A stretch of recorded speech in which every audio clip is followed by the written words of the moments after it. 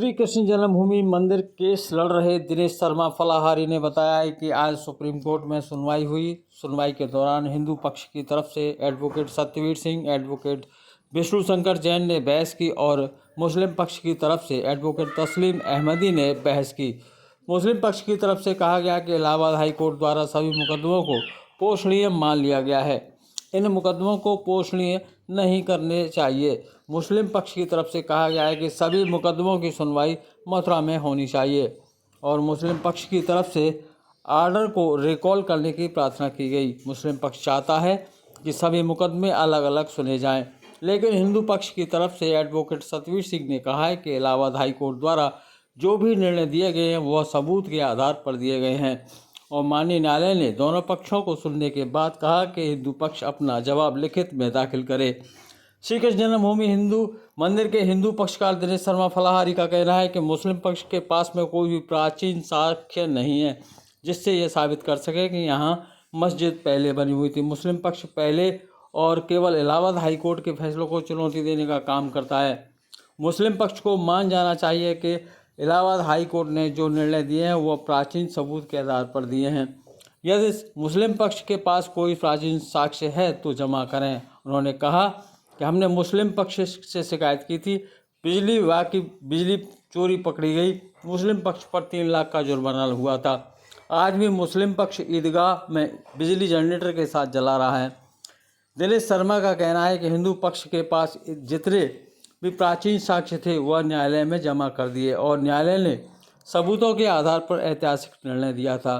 उनको न्यायालय पर विश्वास है कि हिंदू पक्ष के दिनेश शर्मा का कहना है कि न्यायालय द्वारा जो भी फैसला दिया जाएगा वह सर्वमान्य होगा।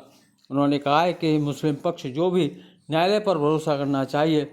इस मौके पर न्यास के संरक्षक जगत गुरु ज्ञान सागर महाराज, राष्ट्रीय प्रवक्ता राजेश पाठक, प्रशांत शर्मा, महानगर अध्यक्ष नरेश ठाकुर आदि मुख्य रूप से मौजूद रहे।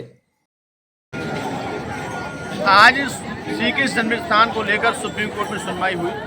सुनवाई के दौरान हिंदू पक्ष और मुस्लिम पक्ष के वक्ताओं के मध्य में बहस हुई। मुस्लिम पक्ष ने कहा था कि सभी मुकदमे सुनवाई योग्य नहीं है, इन सभी मुकदमों को मथुरा ट्रांसफर किया जाए और हाई कोर्ट ने जो सभी मुकदमों को सुनने के लिए इलाहाबाद उच्च न्यायालय के लिए आदेश दिया था उसको रिकॉल किया जाए। तो मुस्लिम पक्ष ने आज 4 बिंदुओं पर बहस की।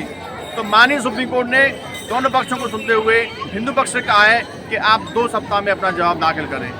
अब अगली सुनवाई 2 सप्ताह बाद होगी।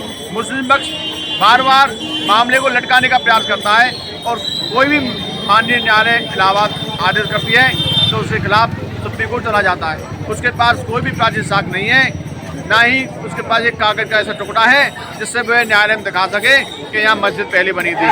हमने मुस्लिम पक्ष की शिकायत की थी बिजली चोरी की, तो बिजली चोरी पकड़ी गई और मुस्लिम कमेटी पर 3 लाख का जुर्माना हुआ।